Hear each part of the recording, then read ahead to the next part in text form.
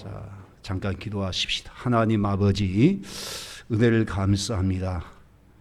오전 중에 또 예배를 또 하나님 앞에 올려드리고 피곤하지만 또 오후 시간도 하나님 아버지 앞에 경배와 찬양을 또 돌리며 우리 또한 동로의 남성교 연합회 헌신 예배로 모였습니다. 오늘 이 시간도 우리가 우리 몸을 성별히 구별하여 하나님 앞에 올려지게 하시고 헌신자로 하나님 앞에 세움받게 하여 주옵소서. 이 시간도 이 부족한 종을 사용하여 주시고 성령께서 친히 말씀을 가르쳐 주옵소서. 예수님의 이름으로 기도드립니다. 아멘. 우리 서로 인사하십시다. 사랑하고 축복합니다. 환영합니다. 은혜 받으시다. 할렐루야. 코로나 기간 동안 또 못 뵈고 못 만났는데 또 이렇게 오랜만에 또 이렇게 모여서 우리 연합회 또 헌신 예배 드리던 걸 먼저 하나님 앞에 감사드립니다.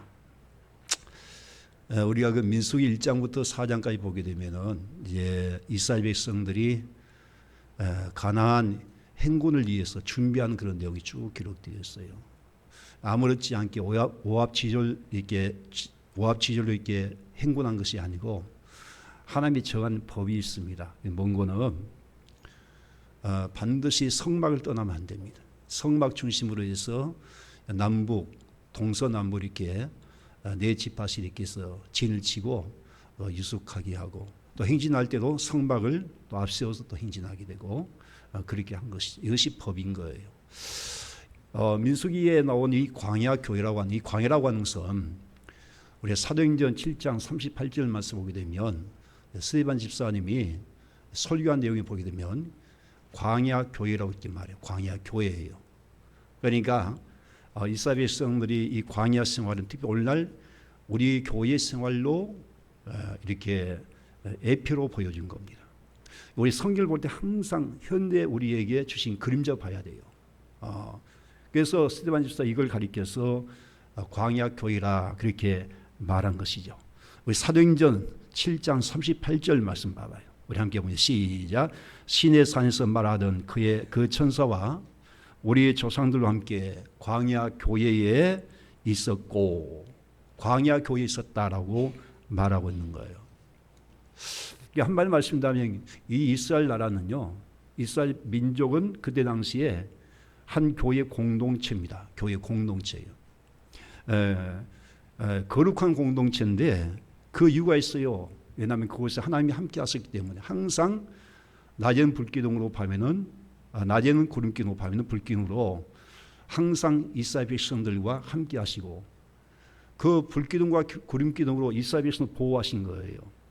하나님의 영이시기 때문에 우리가 눈으로 볼 수 없지만 가시적으로요 하나님께서 내가 너희들과 함께 하겠다라고 하는 그런 증거로서 구름기둥과 불기둥으로 함께 하셨던 것이죠. 만약 그들이 그곳을 떠나게 되면 살 수가 없습니다. 그 낮에 그 뜨거운 때 앞에 대해서 어떻게 살아남을 수 있어요? 밤에 또 얼마나 더 춥습니까? 그러니까 이 하나님의 진을 하나님의 보호하신 이 구름기둥과 불기둥을 떠나서는 살 수가 없는 것이죠. 그래서 이 광야, 이 교회라고 하는 것은 오늘날 현대에 우리 교회 공동체를 의미한 건데 무엇보다 이 교회 공동체는요 소중합니다. 그리고 이곳은 하나님이 거룩한 공동체, 하나님 늘 함께하기 때문에 이 거룩함을 우리가 유지하지 아니하면 하나님이 함께할 수가 없는 거예요. 하나님이 반드시 이스라엘 공동체 함께하려면 거기에 성결이 꼭 필요한 거예요. 거룩하지 않고는 결국 하나님이 거기에 함께할 수가 없는 거예요. 지금도 마찬가지예요. 교회 안에 가장 무엇보다 중요한 것은 거룩함입니다. 거룩함이에요. 더욱이 우리 성도들은 하나님께 택하여 부름받은 거룩한 성도예요. 성도. 우리 안에 성령이 계시고 또 예수 그리스도 부활이 중개서 우리와 함께하기 때문에 우리는 하나님 앞에 거룩한 성도가 된 거예요. 그럴 때 우리는 이 거룩함을 유지하지 않으면 안 되는 거예요. 하나님께서 거룩하지 않는 것에 결코 함께할 수가 없습니다. 만약 여러분들이 지금 뭔가 문제가 있고 해결이 안 되고 안 풀리고 막힌다면 뭐 다른 문제가 있는 거 아니에요. 하나님 관계가 문제인 거예요. 여러분이 만약에 거룩하지 못하면 성결하지 못하면 거기 어떻게 하나님이 함께 하시겠냐고요. 그래서 이스라엘 공동체 마찬가지. 그 안에 범죄자가 있으면 반드시 처리하지 않고는 결국 하나님이 함께하지 않는 거예요. 아이성 전투를 봐요. 거기서 왜 그들이 패배했습니까? 그런데 아간 한 사람의 그 범죄 때문에 공동체 전체가 엄청난 고통을 당한 거예요. 패배를 당하지 많은 사람이 죽었지 않아요. 그러니까 그걸 제거한 다음에 그때 하나님이 함께 하심으로 그 아이성을 차지하게 된 줄로 믿습니다. 그 이유가 뭔가는 하나님이 함께 하지 않으면 절대 안 돼. 그러니까 반드시 이 공동체는 거룩함을 유지해야 된다. 그렇게 말합니다. 그래서 우리가 민수기 5장부터 6장까지 보게 되면은 이 공동체를 위해서 부정한 자가 있거든. 부정한 자가 있거든 공동체 밖으로 격려하는 그런 내용이 나와요. 나병 환자나 또 유출병 환자나 그리고 죽은 시체를 만진 부정한 자가 있거든 반드시 진 밖으로 격리하게 한 거예요. 진 밖으로. 물론 이것은 뭐 죄는 죄는 아니죠. 무슨 문둥병자 무슨 죄가 있습니까? 유출병자는 뭐 죄는 아니지만은 그런데 이것은 어떤 부정한 걸로 본 거예요. 왜냐하면 오늘 우리가 갖고 있는 죄의 특성과 너무나 닮은 점이 있거든요. 죄의 특성과 너무나 비슷한 점이 있어요. 전염성이 강하고 또 유출병 같이 은밀하게 행한 그런 죄성을 갖고 있기 때문에 이걸 부정하게 본 거고 그래서 반드시 공동체 안에서 격리하게 했다. 그것이 민수기 5장부터 6장까지 기록되어 있는 것이죠. 이것이 오늘날 신학시대는 말입니다. 이 공동체 안에서 우리가 고린도서에 보게 되면 만약 교회 안에 음행한 자나 그리고 뭐 오늘날 말한다면 우리 헌법에 나오지만 남을 뭐 중상 몰아간다든지 또 아니면 예배를 방해한다든지 아니면 회의석상에서 소란 피운다든지 그런 경우는요 반드시 공동체를 위해서 그걸 먼저 제거하라는 거예요. 그만큼 공동체 중요한 겁니다. 우리 장로교 헌법은요 그렇게 되어 있는 거예요. 교회 법과 질서를 위해서 반드시 이걸 당에서 분명히 바로잡고 나가야 됩니다. 오늘날 우리 한국교회 장로교가 왜 문제된지 아십니까? 당회가 이 치리권이 없는 거예요. 노예는 물론 거기 뭐 재판부 있고 뭐 기소위원도 있는데 교회는 그게 안 돼 있는 거예요. 당회가. 사실 당의 역할은 이 공동체를 위해서 뭡니까? 치리권이 있거든요. 치리권. 이것이 엄한 고난인데 하나님께서 우리 교회에 주신 고난이에요. 교회 공동체의 보호를 위해서 성도들이 정말 하나님 앞에 예배 잘 드리고 이곳에 나와서 은혜 받고 또 하나님이 함께 하신 가운데 우리 함께 하나님 앞에 찬양하고 하나님 앞에 영광 돌리는 그런 정말 복된 자리가 되기 위해서는 이 공동체 거룩함을 지켜야 되는데 그런데 만약에 여러분 이단들이 들어왔어요. 물론 우리 한두 번 고민하고 뭐 이렇게 할 수 있겠지만은 안 되면 뭐요? 쫓아내야 되잖아요. 그래야 이 공동체를 지킬 수 있는 거예요. 오늘날 이 장로교의 교단들이 이게 지금 없어져 버린 거예요. 그러다 보니까 교회가 엉망이고 또 사실 보면 하나님이 함께하지 못한 거예요. 제가 이거 수도 없이 많이 뼈저리 느낀 거예요. 하나님이 절대 역사하지 않습니다. 이걸 거룩함을 지키지 못하면 아무리 교회가 뭐 크고 뭐 해도요 하나님이 함께하지 않고 그게 절대 하나님이 역사하지 않아요. 그게 성경적인 거예요. 이 사도 바울은 그래서 누룩을 제거란 말이 그런 뜻을 얘기한 거예요. 반드시 누룩을 먼저 제거해야 되는 거예요. 그래야 그 교회가 하나님 앞에 본연된다. 그래서 특별히 지금 우리 교회 안에 우리 그 장로교 교단이 지금 치리권이 무너지고 있다는 말이에요. 우리 하나님도 보게 되면 사랑의 하나님이 되고 공의의 하나님이에요. 그건 우리는 어떨 때 보면 사랑의 하나님만 생각하고는 그래 사랑의 하나님이니까 우리가 사랑 품어야지. 그럼 이단도 품습니까 우리가? 우리가 한 번 두 번 고민해서 안 되면 회개치 아니하면 반드시 그걸 처리해야 되는데 요즘 그것이 없어요. 징계의 목적은요. 하나님 뭐에 반드시 회개시키기 위해서 하는 거예요. 만약 우리 히브리서 11장에 12절에 보게 되면 분명히 그렇게 말씀했어요. 거기 보게 되면 만약에 하나님의 자녀인데 징계 없으면 그것은 하나님 앞에 버리운 자요 사생자라고 얘기하는 겁니다. 아니 하나님의 자녀가 지금 하나님 앞에 큰 범죄를 저지르고 지금 잘못돼 가고 있어요. 멸망의 길로 가고 있다면 하나님께서 그 영혼을 구원시키는지 어떻든 하기 위하여 징계 없겠습니까? 그 하나님의 방법 이것이 하나님의 사랑이죠. 사랑이에요. 그러니까 우리 사람의 명목으로 말이죠. 모든 죄를 다 덮어버리고 회개치 않아도 모든 것이 다 품다 생각하는 거예요. 여러분들 징계의 목적은 단데 있는 거예요. 두 가지인데 하나는 공동체를 위해서 반드시 하나님이 징계하시고 두 번째 뭐라고요? 그 영혼의 구원을 위해서, 영혼 구원을 위해서 그 사람이 회개하도록, 이게 하나님의 사랑의 방법이에요. 이게 징계라는 것이 절대 나쁜 거 아니죠. 그러니까 우리 성도 사실 보게 되면 저 장로교 출신들은요, 적어도 교회 안에 7위 복종해야 됩니다. 그래야 여러분들 사는 거예요. 그래야 교회가 바로 세워진 거고, 그런 교회 또 하나님께서 함께 하시게 된 거예요. 그리고 우리는 하나님의 은혜가 있단 말이에요. 얼마나 우리 하나님 앞 죄를 회개하면 하나님 다 용서하시잖아요. 무엇이 부족합니까? 무조건 용서해야 돼. 우리는 품어야 된단 말이에요. 회개하면 무조건 용서 품어줘야 된다. 이것이 바로 하나님의 방법이죠. 그리고 오늘 본 말씀에서는 이 나시린 소원법에 대해서 기록하고 있는 겁니다. 왜냐하면 성전 섬기고 봉사하는 제사장이나 레인들이 아니지만은 일반 백성 중에 특별히 이제 하나님 앞에 자신 구별해서 하나님 앞에 드리고자 소원한 자가 지켜야 될 나시린 법에 대해서 말씀하고 있는 거예요. 이 나시린이라고 하는 말은 히브리 말로 구별된 자 그런 뜻이 있는데, 일정 기간 동안 특별히 기간을 정해서 하나님 앞에 자신 드려 헌신하는 것을 말하는 것이죠. 그래서 이 나시린은 소원이 있다면 그 기간 동안에는요, 나시린으로서 특별히 몸을 구별해서 거룩함을 유지해야 됩니다. 그리고 여호와께 헌신하며 살아가야 되는 것이죠. 특별히 성경에 보게 되면 이 세 가지 나시린이 나오지요. 첫 번째 하나는 하나님께 택함 받아서 나실이 된 사람인데, 대표하는 사람이 누구죠? 삼손이죠. 삼손 태어나기 전부터 하나님이 그를 나신으로 택했습니다. 그래서 그가 태어나게 되면 머리에 삭돌대지 말고, 그리고 술과 독주를 마시지 말며, 그리고 죽은 시체를 만지지 말라라고 분명히 그렇게 말씀하셨어요. 그래서 이제 삼손 특별히 이제 태어나기 전부터 하나님이 택한 나신이었다. 삼손은 그렇다는 거예요. 두 번째, 부모님이 소원해서 나신이 된 사람이 있어요. 바로 사무엘 선지자지요.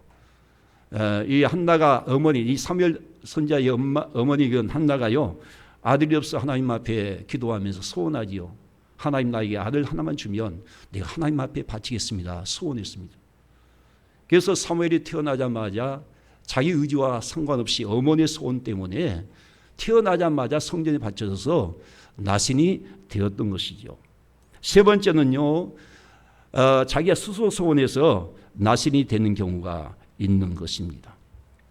그래서 특별히 하나님 앞에 은혜 받고 내가 하나님 앞에 헌신하고자 그렇게 마음이 작정됐으면 어느 일정 기간 동안에 하나님 앞에 나신이도 헌신하게 된 것이죠.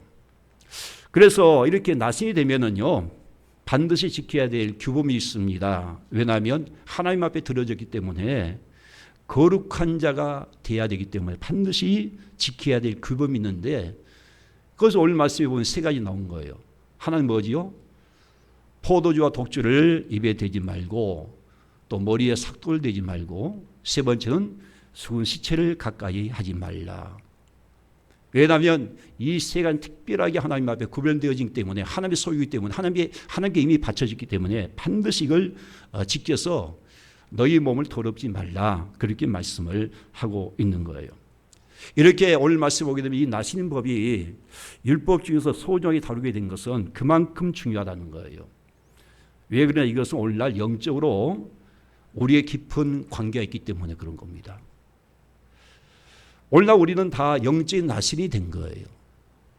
그 이유가 뭔가는 우리가 거룩하게 된 것은 하나님의 은혜지요. 에베소서 1장 4절 말씀 보게 되면 창세전에 그리스도 안에서 우리를 택하사 우리로 사랑 안에서 그 앞에 거룩하고 흠이 없게 하시려고, 그런 말씀 나온 거예요. 놀랍게 우리가 하나님 앞에 택함 받았어요. 어디서? 세상에서.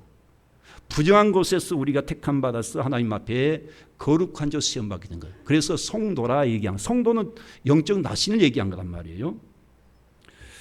그래서 우리는 믿음으로 하나님 앞에 지혜서 구원받을 뿐만 아니라 거룩한 자가 되었기 때문에, 의롭다고 하나님 앞에 인정받았기 때문에 우리 안에 또한 거룩하신 성령님이 임하게 된 겁니다. 그래서 우리 몸은 성령의 전이 된 것이죠.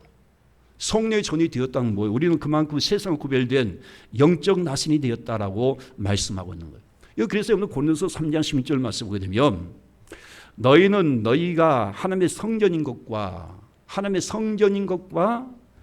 하나님의 성령이 너희 안에 계신 것을 알지 못하느냐.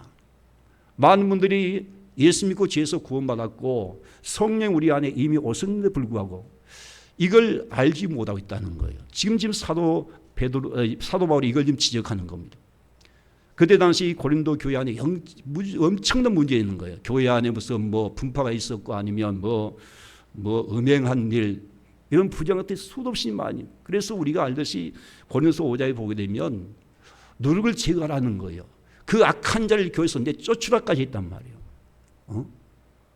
그러면서 하는 말이 너희가 이미 성령 받았는데 왜 너희 안에 성령이 계신 거 알지 못하고 그렇게 부정한 짓을 하느냐라고 지적을 하고 있는 거예요. 이게 무슨 말 아닙니까?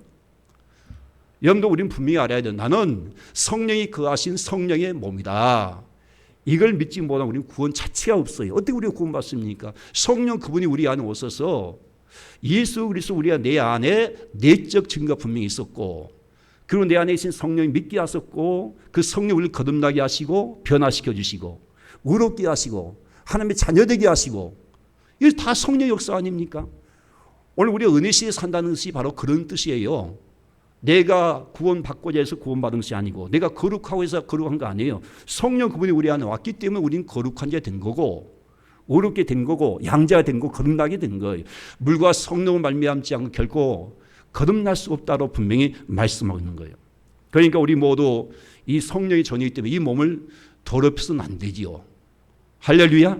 우리는 이걸 꼭 지켜야 됩니다. 영적 나실이라면 이걸 지켜야 되는 거예요. 내 몸을 더럽혀서는 안 돼요. 여기 보면 그러지 않아요. 고린도서 3장 17절 말씀 보게 되면 누구든지 하나님의 성전을 더럽히면 하나님이 그 사람을 멸하시리라. 이 멸한다면 뭔 말이에요? 하나님이 함께 할 수 없다는 거예요. 이 성전을 더럽힌데 어떻게 하나님이 함께 하냐고요. 이 공동체 안은 마찬가지예요. 이 성전이 공동체를 더럽히면 하나님이 함께 할 수 없는 거예요.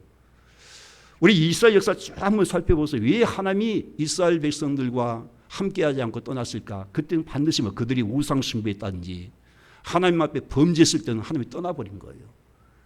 그래서 그들이 어떤 도움도 받지 못하고 그래서 외세의 침략을 통해 그들이 포로 끌려고 막 나라를 빼앗고 그런단 말이에요. 이거 너무 무서운 거 아닙니까? 그럼 이것이 곧 하나님께서 그 사람 멸해버린다 그런 말 똑같은 거예요. 그러니까 여러분들이 우리는 성령 우리 안에 계신 성령의 전이고 더욱이 예수 내 마음에 믿고 영접해서 예수 그리스도가 내 안에 분명히 계신다고 믿는다면 우리는 이 거룩함을 반드시 지켜야 됩니다.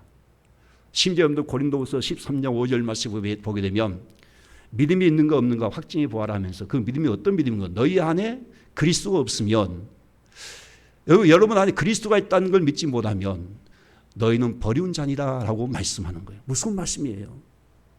우리는 항상 영적 나신으로서 우리 안에 성령이 계신 분명히 알아야 되고 또 하나 예수 그리스도가 내 주가 돼서 내 안에 함께 하신다 분명히 믿으셔야 되는 거예요. 이걸 믿지 않으면 우리는 하나님 앞에 버릴 수밖에 없는 거란 말이에요. 여러분 도대체 믿는 것이 뭐예요? 예수님은 무엇입니까? 아는 지식이 아니잖아요. 믿음은요 실제 예수 내 마음에 영접을 얘기한 거예요. 영접하는 자, 곧 그를 믿는 자들이는 하나님의 자녀가 되는 곳에 있었다 그러잖아요. 영접 어디에 영접한 거예요? 호지문 속에 그냥 집어넣고 다닌 겁니까? 아니지요. 우리 마음의 영접을 말하는 영접을.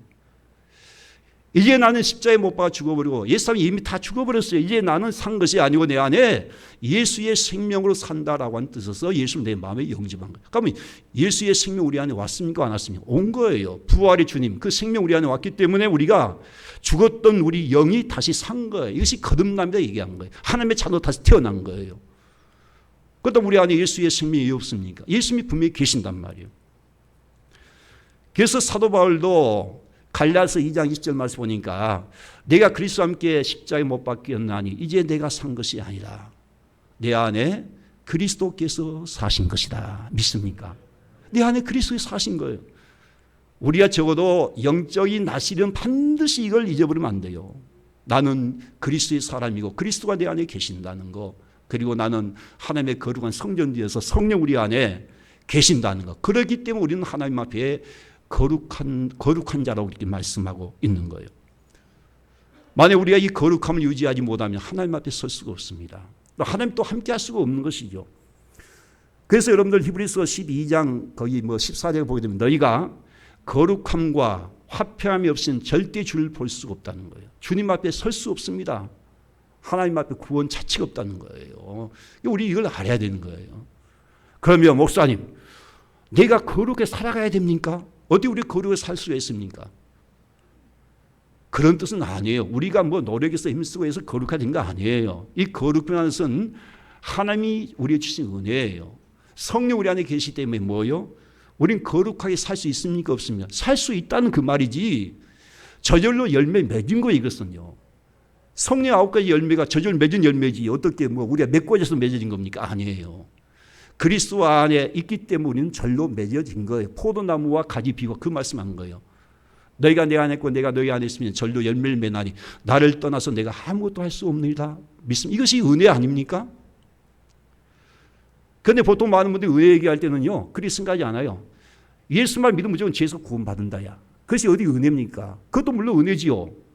그런데 예수 안에 있기 때문에 그것이 은혜지. 예수 없는 은혜는 없어요. 그분이 우리 안에 계시기 때문에 우리는 은혜 가운데 사는 거예요. 그분의 은혜로 사는 거예요. 성령 그분이 또 우리 안에 계시기에 우리로 하여금 열매 맺게 하신단 말이에요. 내가 열매 맺는 거 아니에요. 그분이 열매 맺게 하신 거예요. 다만 우리는 믿을 뿐이에요. 성령이 내 안에 계신 나는 거룩한 성전이고 예수 그리스도가 내 안에 내 주로 계신다는 걸 내가 믿는 것 뿐이에요. 그리고 항상 나는 죽었습니다. 나는 없습니다. 오직 예수님이 내 안에 사십니다. 그렇게 내가 믿고 주님을 바라보고 믿으셔야 된다니까요. 이것이 바로 은혜예요. 그 믿음이 없어야 어떻게 우리가 구원받을 수 있겠냐고요. 로마서 12장 1절 말씀 보게 되면 너희 몸을 하나님의 기뻐하시는 거룩한 산 제물로 드리라. 너희 몸을요 하나님의 기뻐하신 거룩한 산 제물로 드리라. 우리 몸은요 하나님 앞에 드려진 거룩한 산 제물이 돼야 된다는 거룩한 산 제물이에요. 거룩하지 못하면 하나님 앞에 예배도 헛되지만은 헌신도 그건 잘못된 거예요. 거룩한 몸을 하나님께 드릴 때 이거 온전 헌신이고 거룩한 몸으로 하나님 앞에 예배할 때 이것이 영적 예배입니다. 거룩함이 그만큼 중요하다는 거예요. 하나님께 드리는 이 거룩한 몸이 되기 위해서 그래서 우리는 육신의 정욕도 살면 안 되지요.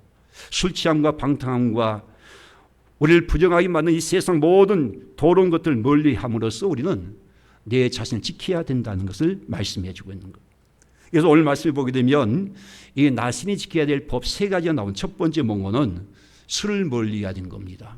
우리 남성 여러분들 술을 멀리해야 되는 거예요. 술 자체가 물론 우리가 죄가 아닐 수 있어요. 그러나 이 거룩함 때문에 우리는 술을 멀리해야 된다는 다른 이유 하지 마세요. 내가 거룩함 때문에 이것을 유지하기 위해서 내가 술을 멀리해야 된다는 거예요. 많은 분들이 따집니다. 목사님 술을 성경 말씀 보니까 예수님께서 가난 혼잔치에서 물 포도주 만드시고 또 술 먹었고 그러는데 꼭 이 술을 멀리해야 됩니까? 술 먹으면 지옥 갑니까? 그렇게 따지지 마시고 단 한 가지 이유 때문에 뭐라고요? 거룩함 때문인 거예요. 거룩함 때문에.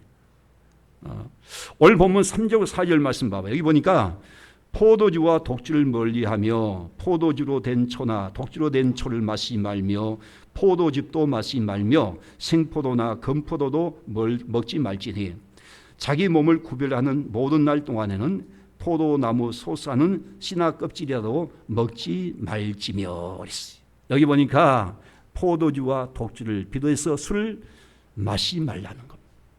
심지어 여기 보니까 포도나무 소사는 씨나 껍질이라도 먹지 말라는 거예요. 그러니까 우리는 악의 모양도 다 버려야 됩니다. 옛날 예수 믿기 전에 그 못된 그 악의 습성 있잖아요.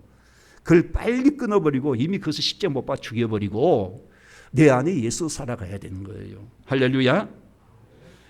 여러분들 우리가 이게 영적 나시기 때문에 성령의 전이 되었고 예수 그리스도가 내 안에 분명히 계신 거예요.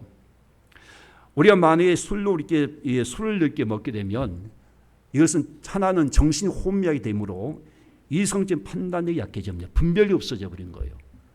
그러니까 죄를 짓지 않으면 또 쉽게 죄를 짓는 것이죠.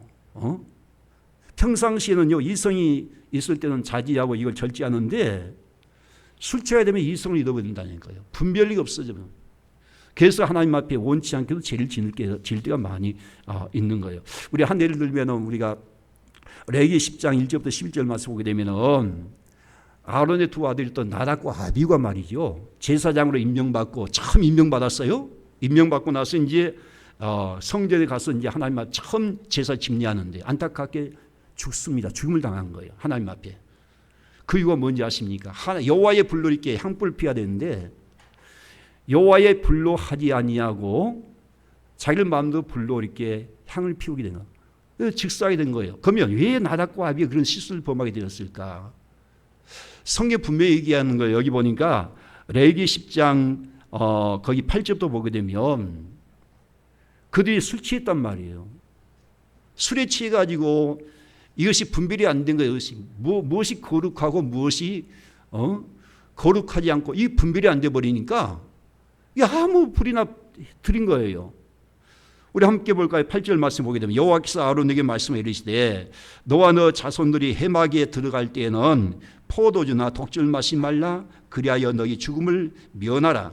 이는 너희 대대로 지킬 영원한 규례다. 그리하여야 너희가 거룩하고 속된 것을 분별하며 거룩하고 속된 것을 분별하고 부정하고 정한 것을 분별하고 또 나 여호와가 모세를 통하여 모든 규례를 이스라엘 자손에게 가르치리라 라고 하는 이 말을 보게 되면 그 앞절 1절부터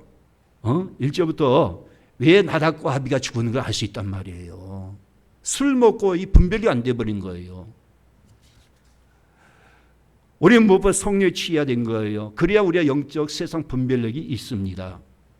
만약 우리가 성령 충만하지 못하면 우리는 영적 분별이 없어요. 분별이 없는 거예요.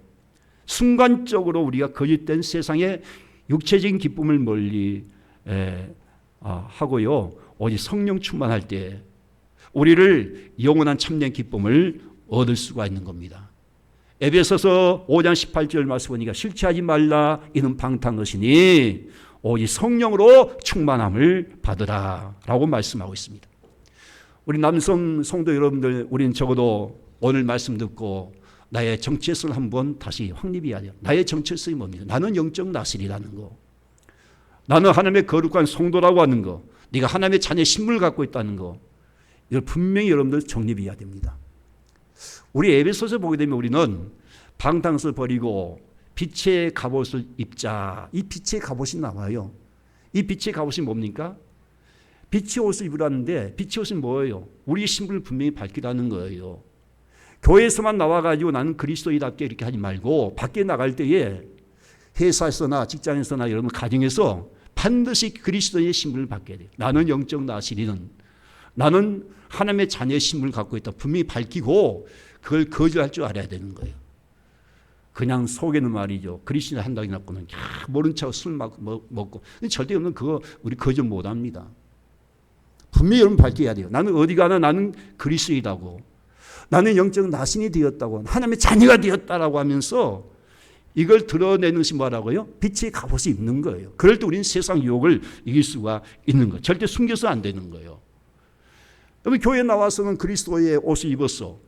집에서는 또 다른 옷을 입고 말이에요. 바꿔 입으면 되겠습니까? 어떻게 그리스도인이 그럴 수 있겠냐고요. 어디 가나 병원에서는 그리스도의 옷을 입고 있어야 돼요. 믿습니까? 할렐루야. 그리고 두 번째, 머리에 삭도를 대지 말라. 자, 오늘 보면 5절 말씀 시작. 그 소원을 하고 구별하는 모든 날 동안은 삭도를 절대로 그의 머리에 대지 말 것이다. 자기 몸을 구별하여 하나님께 드린 날이 차기까지 그는 거룩한 즉 그의 머리털을 길게 자라게 할 것이다. 이 나신의 기간 동안에는 삭도를 머리에 절대 대지 말라. 왜 그럴까? 이 머리라고 하는 것도 영적 의미가 있단 말이에요. 머리라고 하는 것은 하나님의 능력과 주권을 의미한 겁니다. 내 머리는 하나님이 되십니다. 그런 뜻을 얘기한 거예요. 우리의 머리는 예수 그리스도예요. 교회의 머리는 누구십니까? 예수 그리스도예요. 사람이 결코 머리가 될 수 없어요. 목사도 아닙니다. 장로도 아니에요. 교회 개척자 절대 교회의 머리가 될 수 있는 거 아니에요. 예수 그리스도가 교회의 머리예요. 지난번에 또 모임에 갔는데 안타까운 것은요. 어떤 목사님 그런 얘기 하더라고요. 아니 세상에 성전을 자기가 개척해서 하나님 앞에 봉헌했던 목사가 은퇴할 때 그걸 팔아서 그냥 입마에 포개고 도망갔다는 거예요. 하나님 앞에 봉헌했다는데, 아니 하나님 앞에 드렸다면 하나님의 성전이 아닙니까? 자기가 얼마 헌금했어, 얼마 있길래. 참 무서워요. 교회의 머리가 누군지 모르고 있어요. 여러분들, 교회의 머리는 어느 누구도 될 수가 없습니다. 오직 교회의 머리, 우리의 머리 되신 분은 예수 그리스도예요. 그 예수 그리스도의 머리는 누구십니까? 하나님밖에 없는 거예요. 그래서 여러분들 여기 보게 되면 고린도 11장 3절 말씀, 고린도 11장 3절 말씀 보니까, 그러나 나는 너희가 알기를 원하노니 각 남자의 머리는 그리스도요, 여자의 머리는 남자요, 그리스도의 머리는 하나님이시다 그랬어요. 우리의 머리는 누구시라고요? 그리스도예요. 그리스도. 오직 예수 그리스도 우리의 주권자인 거예요. 예수 그리스도가 우리 주 되신 거예요. 그분이 우리를 통치하신, 그분이 우리의 주 되신 거예요. 우리는 그분의 통치를 받지 않으면 안 된 거예요. 내 고집대로 하면 안 됩니다. 진짜 하나님의 통치를 받으셔야, 그분이 말씀하신 그런 우리는 통치를 받으셔야 되는 거예요. 우리 주님이 우리의 주권자로서 우리를 통치하는 방법은 한 가지밖에 없습니다. 말씀밖에 없는 거예요. 말씀이 우리에게 주어지면 아멘하고 순종하고 따른 거예요. 왜 그래요? 그분이 우리의 머리 되시고 우리의 주가 되시기 때문에. 우리는 그분의 종이에요. 믿습니까? 성경들 다 봐요. 우리는 그리스도의 종이다 얘기하지. 그리스도의 종이란 말이에요. 그러지 않아요. 우리는 그리스도의 종이에요. 사도 바울은 분명히 이걸 믿었어요. 이 구원 자체가 왜 이루어진, 우리가 예수 그리스도의 종이 될 때 우리 구원이 이루어진 것이지. 예수 우리 안에 우리 주로 믿고 영접하지 않았고, 그런데 어떻게 우리가 구원 자체가 있을 수 있습니까? 내가 주인 되는데. 내가 주인 되면 내가 어떻게 예수 믿겠다고 말하는 거예요? 예수 영접하지 않은 거예요. 예수 믿는 자체가, 예수님이 내 주 되심을 믿고 내 마음에 영접을 얘기한다면, 우린 적어도 믿는 사람도 예수님이 내 주라고 분명히 인정해야 돼요. 우리는 그분의 종이에요. 그래서 사도 바울을 봐요. 사도 바울이 우리 사도행전 봐봐요. 딱 보면 사도 바울이 얼마나 환난과 핍박과 또 엄청난 방해물이 많이 있었지 않아요. 그런데 끝까지 다 감당해서 뭐예요? 그는 예수 그리스도 종이기 때문에 항상 어디 가나 자기 신분을 받을 때 나는 그리스도의 종 사도 바울이다. 나는 누구라고요? 예수 그리스도의 종 사도 바울. 여러분 명함도 다 바꿔야 됩니다. 사실은요. 막 명함에다가 자기 이름을 막 무슨 회장 아니면 사회 무슨 감도 다 하나님 기뻐하지 않아요. 예수 그리스도의 종, 아무개 장로, 아무개 집사가 가장 정확한 방법이에요. 성경을 다 봐도 다 그렇게 나와 있어요. 로마서 1장 1절 말씀 봐요. 난 사도 바울, 로마서 1장 1절 말씀, 그리스도의 종 사도 바울이기. 나는 그리스도의 종 사도 바울이다. 이렇게. 야고보서 1장 1절도 야고보가 뭐라 했습니까? 하나님과 주 예수 그리스도의 종 야고보가 그렇게 말해요. 야고보. 여러분, 우리는 절대 내가 높아서도 안 되고 내 이름을 드러내서 안 돼요. 실제 보면 우리는 그리스도의 종이에요. 나는 예수 그리스도의 종입니다. 이거 가장 정확한 명함이에요. 믿는 사람은 그 정도 돼야 되는 거예요. 어디 가나 나는 그리스도의 종입니다. 그리고 우리 그리스도의 종으로 섬겨야 돼요. 누구를 섬깁니까? 예수님을 섬기듯이 섬기는 거예요. 그냥. 교회에서 무슨 누가 주인 됩니까? 목사도 섬기는 종이고, 여러분 다 섬긴 종이에요. 누굴 섬기라고요? 그리스도의 종이니까 그리스도 섬기듯이 섬기는 거예요. 소자에게 물 한 그릇 대접한 것도요, 주님께 하듯이 하면 그 상을 절대 잊지 않습니다. 다 주님을 위해서 하는 거예요. 그러면 절대 하나님의 상을 잊지 않는다고 말씀을 하고 있는 거예요. 골로새서 3장 23절 말씀 보니까 무슨 일을 하든지 마음을 다하여 죽게 하듯 하고 사람에게 하듯 하지 말라. 죽게 하듯 하고 주님께 하듯이 하라는 거예요. 왜? 우리가 그리스도의 종이기 때문에, 그분이 우리의 머리가 되시기 때문에 그런 겁니다. 마지막으로 여기 세 번째는 시체를 가까이 말라. 오늘 본문 마지막 7절 말씀 봐봐요. 시작. 그의 부모 형제 자매가 죽을 때라도 그로 말미암아 몸을 더럽게 하지 말 것이니 이는 자기의 몸을 구별하여 하나님께 드린 표가 그의 머리에 있습니다. 자기 몸을요, 나시린으로 하나님 앞에 드리는 그 기간 동안에는 죽은 사람이 부모 형제 자매라 할지라도 절대 그 시체를 가까이 하지 말라. 이해가 안 되지요. 분명히 십계명에 보게 되면 하나님께서 내 부모를 공경하라, 효도하라고 이렇게 말씀해 놓고, 어떻게 부모님이 돌아갔었는데 시체를 가까이 하지 말라, 장례치지 말라고 이렇게 할 수 있겠냐고요. 이것은 뭘 말하고 있는 거는요, 나시리는요 적어도 하나님께 드려진 하나님의 소유가 되기 때문에 먼저 우선이 뭐냐라고 하는 거예요. 우리의 사랑의 대상이 먼저가 하나님이 되어야 된다는 거예요. 하나님보다 이 세상 어떤 것도 먼저 앞설 수 없고 먼저 사랑할 수 없는 거예요. 부모보다 형제 자매보다 하나님을 더 사랑해야 된다는 거예요. 왜? 하나님 앞에 드려진 나신이기 때문에 우리는 그런 겁니다. 그래서 여러분 우리 알듯이 마태복음 22장 37절 말씀 보게 되면 가장 첫 번째 계명이 뭐예요? 마음을 다하고 목숨을 다하고 뜻을 다하여 주 너의 하나님을 사랑하라. 이것이 첫째 되는 계명이다. 믿습니까? 마음을 다하고 목숨을 다하고 뜻을 다하여 마음, 목숨, 뜻을 다하여. 그러니까 어떤 것도 하나님보다 더 사랑해서는 안 된다는 거예요. 하나님보다 더 앞서면 안 된다는 거예요. 이것이 여러분 속에 분명하지 못하면요, 많은 사람들이 말입니다. 여러분 마음속에 지금 헛된 우상을 다 품고 있단 말이에요. 우상은요 반드시 불쌍하피 절하고 막 이거 우상이 아니에요. 우리 마음에 하나님과 재물을 섬기지 말라 하면서 골로새 보게 되면 탐심 곧 우상이 있게 말했어요. 탐심이 뭡니까? 하나님보다 더 사랑하는 것이 탐심이에요. 만약 여러분 돈을 하나님보다 사랑하면 이 돈이 우상이 된 거예요. 세상 권력이 하나님보다 사랑한다면 이것이 곧 우상이 된 거예요. 그리고 항상 우리 마음에 믿음을 가지셔야 됩니다. 내가 마음을 다하고 목숨을 다하고 뜻을 다하여 하나님의 사랑. 오직 내가 하나님을 제일로 사랑합니다. 이 믿음이 절대 변하지 마시기를 바랍니다. 할렐루야. 여러분 배우자나 자식을 형제를요 사랑하지 말란 말이 아니에요. 우리의 사랑과 관심이 하나님보다 더 앞서서는 안 된다라고 하는 거예요. 이것이 분명하지 못한 사람은요 주일 성수 못합니다. 주일날 돈 벌어야지요. 누가 예배 드리겠습니까? 이것이 분명하지 못하니까 11조 하나 못 드린 거예요. 믿음이 없는 사람들은요. 그래서 여러분 마태복음 10장 37절 말씀 봐봐요. 아버지나 어머니를 나보다 더 사랑하는 자는 내게 합당하지 아니하고 아들이나 딸을 나보다 더 사랑하는 자도 내게 합당하지 아니하며 또 자기 십자가를 지고 나를 따르지 않는 자도 내게 합당하지 아니한다. 정말 우리가 하나님보다 사랑하는 것이 있으면 이것은 하나님께 합당하지 않는 자예요. 정말 하나님께 합당하지. 이 말씀은 절대 잊어버리면 버리면 안 돼요. 이제 말씀은 정리하십시다. 우리 모두는 하나님 앞에 영적 나신이 된 줄로 믿으실 바랍니다. 이미 우리는 내가 믿고자 해서 믿은 거 아니에요. 하나님이 택함 받았어요. 택함 받고 세상과 구별된 거룩한 성도가 된 거예요. 영적 나신이 된 거예요. 이제 우리는 하나님의 전이 되었어. 성령의 전이 되었고 그래서 너희 몸을 하나님이 기뻐하신 산 제물로 드려 분명히 말씀했다면 하나님 앞에 드려진 나신이 된 겁니다. 우리가 분명하건대 히브리서 12장 14절 말씀 보게 되면 만약 너희가 거룩함과 화평이 없으면 결코 주를 보지 못할 것이라 말씀한 거예요. 그러니까 우리는 항상 나신으로서 이 거룩함을 늘 유지해야 됩니다. 디모데전서가 보게 되면 깨끗이 못한 그릇은 절대 하나님이 쓰지 않는다는 거예요. 거룩과 깨끗한 그릇이라야 쓴다고 이렇게 말하는 거예요. 그래서 먼저 우리 생각과 우리 마음의 이 그릇에 거짓된 것이 없어야 됩니다. 정말 거짓된 거 없어야 돼요. 이 거짓된 거, 이 거짓말 충상 모락하는 거 정말 없어야 돼요. 믿는 사람들이 적어도 나신이라면 이 속에 만약 이거 있으면 하나님을 속이는 성령 속이는 거라는 거예요. 아나니아 삽비라 그래서 그때 죽지 않아요. 이 거짓된 것부터 우리는 청산해야 되고 하나님 앞에 정직하게 해야 되고 할렐루야.